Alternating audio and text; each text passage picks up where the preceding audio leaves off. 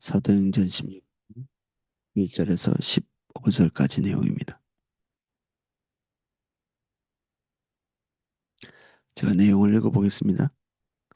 우리가 드로아에서 배로 떠나 사모드라게로 직행하여 이튿날 네아폴리로 가고 거기서 빌립보에 이르니 이는 마게도니아 지방의 첫 성이요 또 로마의 식민지라. 이 성에서 수일을 유하다가 안식일에 우리가 기도할 곳이 있을까 하여 문밖 강가에 나가 거기 앉아서 모인 여자들에게 말하는데, 두아디라시에 있는 자색 옷감 장사로서 하나님을 섬기는 루디아라 하는 한 여자가 말을 듣고 있을 때에 주께서 그 마음을 열어 바울의 말을 따르게 하신지라. 그와 그의 집이 다 침례를 받고 우리에게 청하여 이르되, 만일 나를 주 믿는 자로 알거든 내 집에 들어와 유하라 하고 강권하여 머물게 하니라. 아멘. 11절입니다. 우리가 드로아에서 배로 떠나 사모드라게로 직행하여 이튿날 네아폴리로 가고, 그 사도 바울이 이 마게도니아로 방향을 결정하기 전까지는 소아시아의 북쪽 또는 남쪽 이쪽으로 가기 위해서 많이 이렇게 애를 쓰다가 하나님의 성령께서 막으시고, 그리고 여러 가지 정황으로 그리로 가는 것이 막혔을 때 순탄하지 않았죠. 그가 생각하고 계획하고 그리고 그가 합당하다고 생각했던 그런 사역의 방향을 이렇게 어, 정하고 이렇게 했을 때 계속해서 그의 삶이 막혔는데, 어, 이제 하나님의 성령께서 인도하시는 올바른 방향을 정하고 갔을 때 이 드로아에서 배로 이렇게 떠나서, 과거의 배는 속도가 지금처럼 빠르지도 않고 그리고 자연의 영향을 많이 받죠. 근데 이 배로 떠나서 사모드라기에는 이제 유럽에 있는 어떤 항구 같은데 이리로 직행했다. 이렇게 이 배라는 게 바람의 방향을 타고 가니까 저 이렇게 직행으로 가기가 어렵죠. 근데 이게 직행하여라는 말 자체가 이 어, 배를 운행하는 데 쓰는 전문 용어라고 합니다. 잘 일어나지 않는 특정한 일, 직행, 직선으로 이렇게 쭉 가는 것.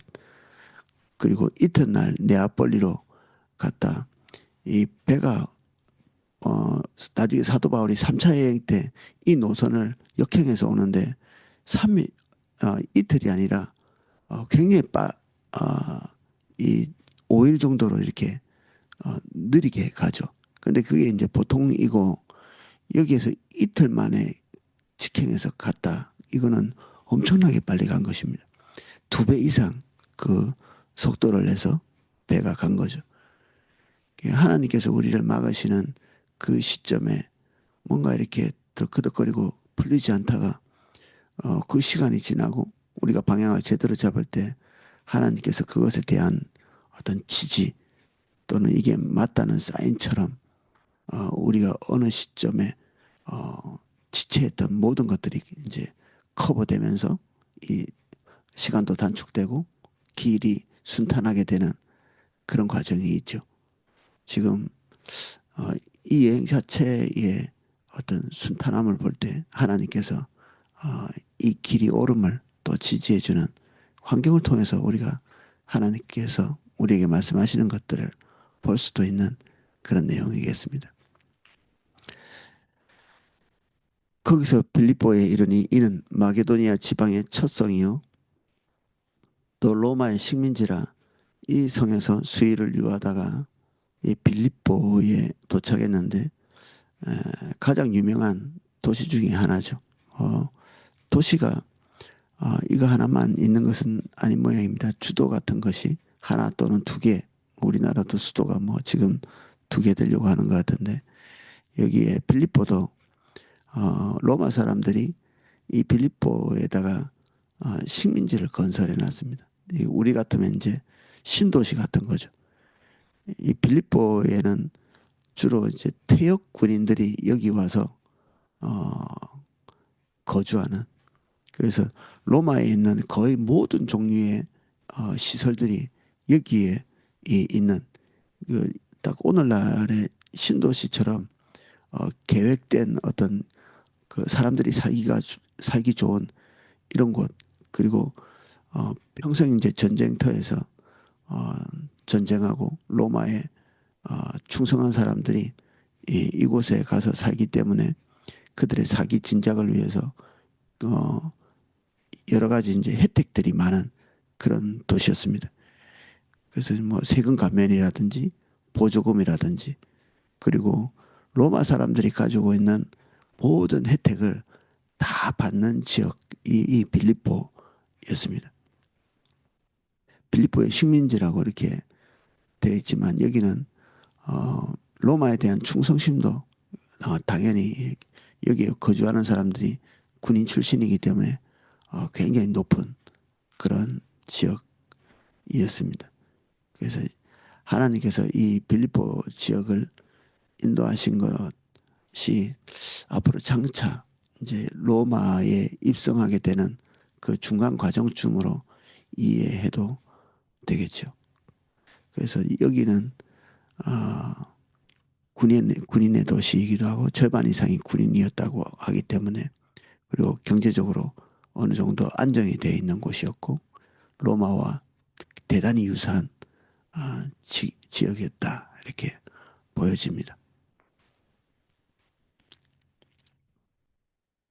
이 성에서 수의를 요하다가 아마도 낯선 곳이고, 그리고 이곳에 뭘 해야 될지 이 도착해서 잘 몰랐던 것 같고, 어, 13절 안식일에 우리가 기도할 곳이 있을까 하여 문 밖 강가에 나가 거기 앉아서 모인 여자들에게 말하는데, 여기서 기도할 곳이 있을까 하여 이렇게 돼 있는데, 이 기도할 곳이라고 지칭되어 있는 이 장소가 유대인의 회당보다 조금 작은 규모를 기도할 곳 이렇게 이름을 붙인다고 합니다.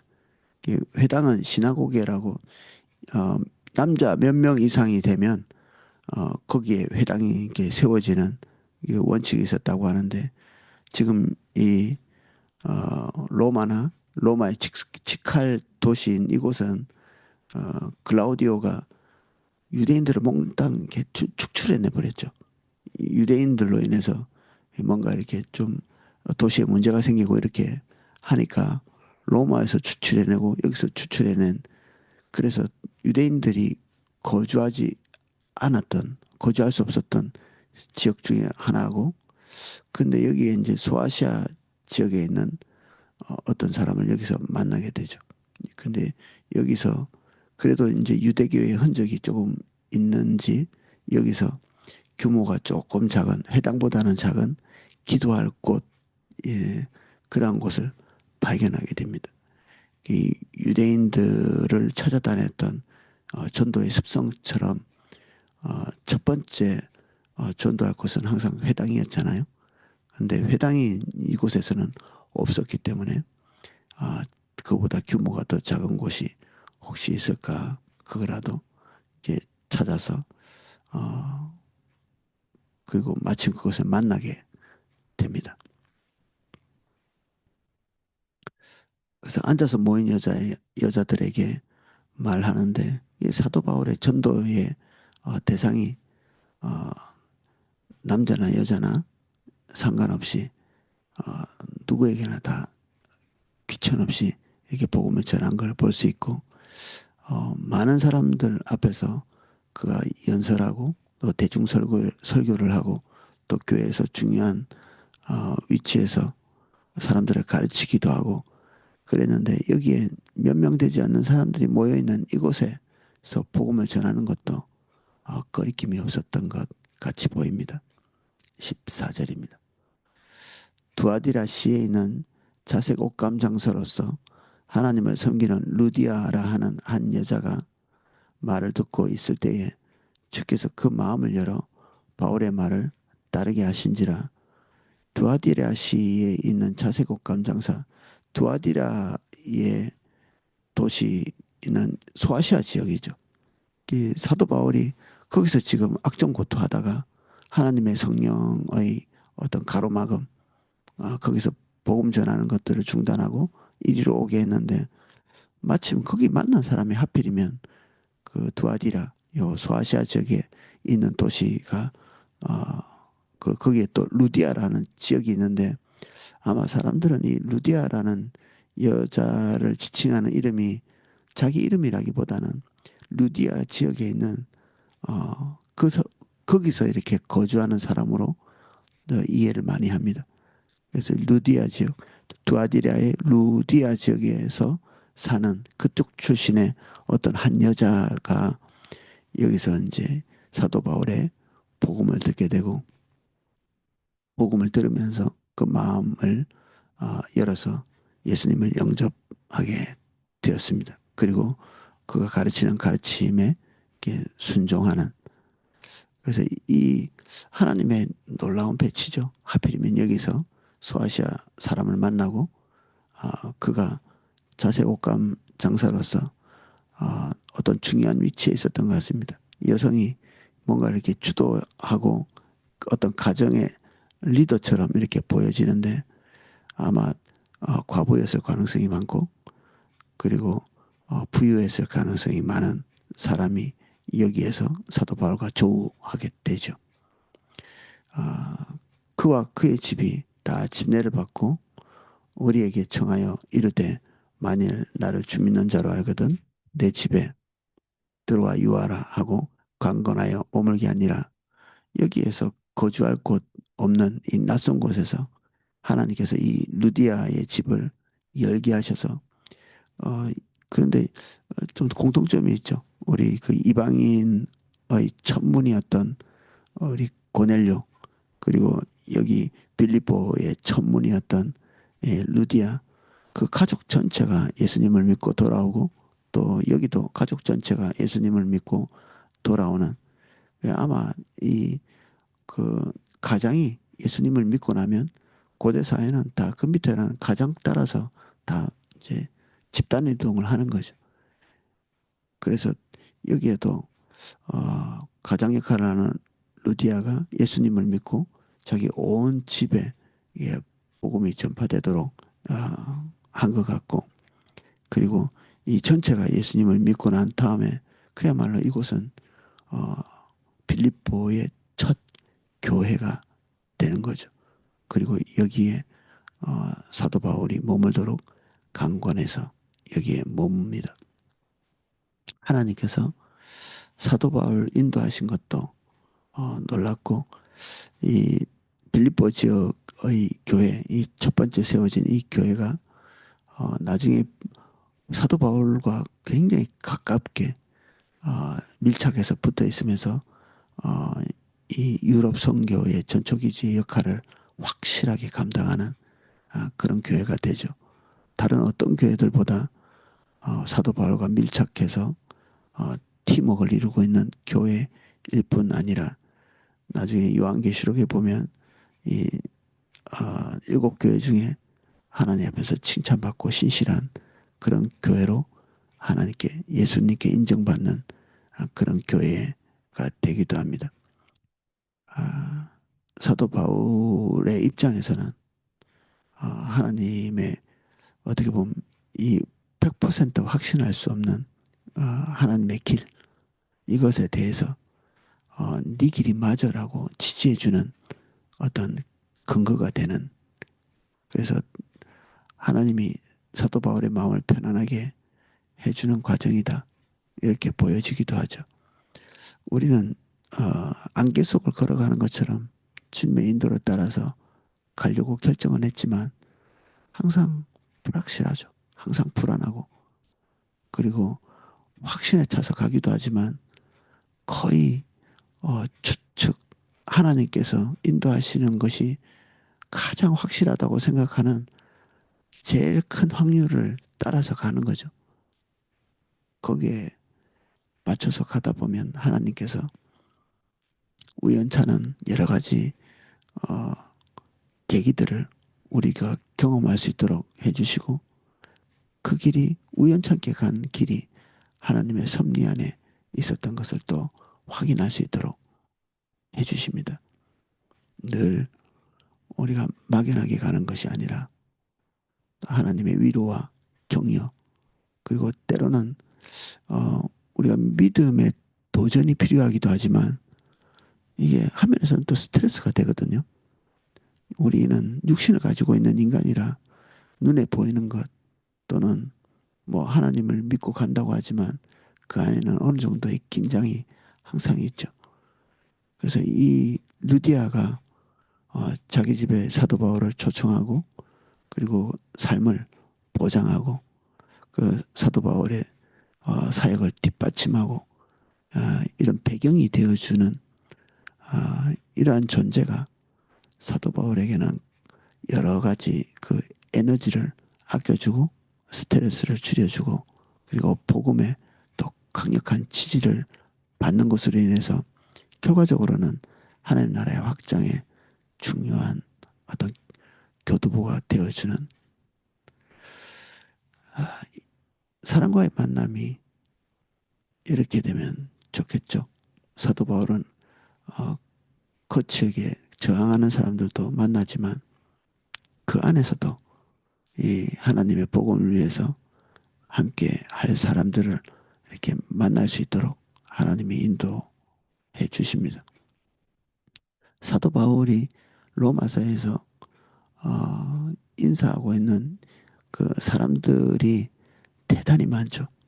그 소중한 성경의 한 지문들을 무려 한 장씩 이렇게 빼내서 그와 함께 동역하고 있는 사람들의 이름을 쭉 이렇게 나열하고 있는 것을 볼 때 사도 바울이 복음을 전하는 데 있어서 뒷받침하고 뒤에서 그림자처럼 따랐던 사람들이 엄청나게 많았던 걸 볼 수 있죠. 사도 바울의 위대함 이것을 보기 전에 우리는 그의 사역이 사역되게 만든 것이 그 뒤에 보이지 않는 많은 지지자들의 뒷받침이었다. 또 이것들을 또 볼 필요가 있는 거죠. 우리는 처음 사도행전을 읽을 때 이것이 사도들의 행전이라기보다는 성령의 행전이다. 이런 것들을 보고 또 감안하고 읽기 시작했죠. 그야말로 성령께서 우리의 강점, 약점, 모든 것들을 다 알고 계시고 우리가 가는 길이 하나님의 뜻 안에 좌로 우로 기울어지지 않도록 도우시는 하나님의 신실하심이 끊임없이 뒷받침되고 있는 모습을 사도 바울의 삶 전체에서 볼 수 있죠. 감사하죠. 우리도 기도해 볼 수 있지 않을까요? 우리도. 우리는 때로는 락시하지만 때로는 한 발 걸을 때마다 순탄함과 또 한 발 걸을 때마다 누군가 보이지 않는 도움의 손길들이 있어서 우리가 믿음으로 가야 함에도 불구하고 지치고 어려울 때 안식이 되어주는 그런 존재, 그런 상황, 이런 것들이 또한 우리를 뒷받침해 주기도 하죠. 하나님은 우리의 연약함을 아시고 우리의 중심이 올바르면 뭐 힘든 것도 이길 수 있겠지. 예, 이길 수 있겠죠.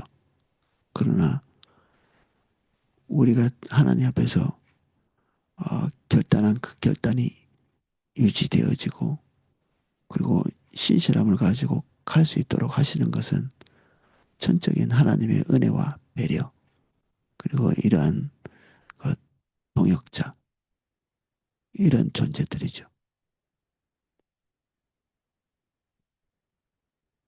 그래서 순풍이 우리를 겸손하게 하고 환란이 우리를 겸손하게 하고 환란은 환란대로 순풍은 순풍대로 하나님은 우리를 겸손하게 하시는 분이십니다.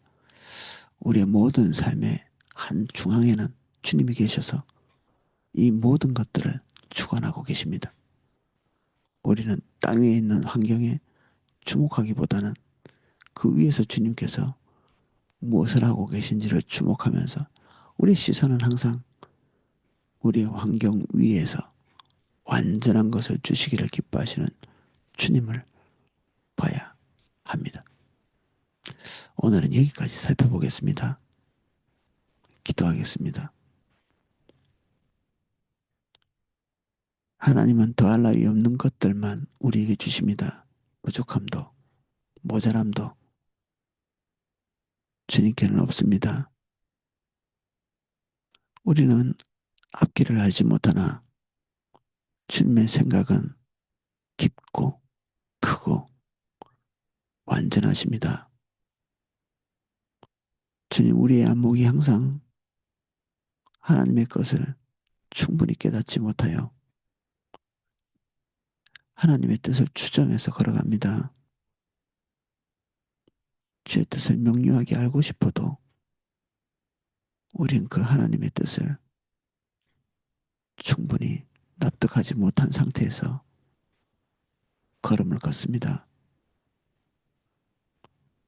주님, 우리가 안도할 수 있는 순간들을 주시며 우리의 딛는 걸음이 주님의 인도임을 확인할 수 있는 계기들을 주시고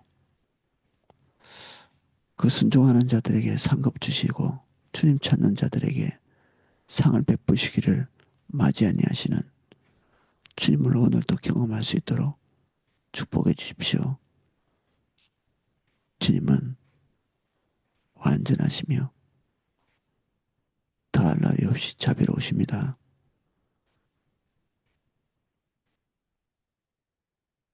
주님, 우리 삶에 오셔서 위로와 안식을 주시고 주를 따라가는 길이 형통케 해 주십시오.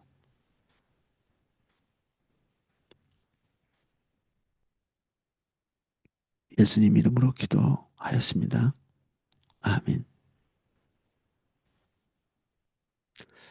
예, 각자 기도하실 수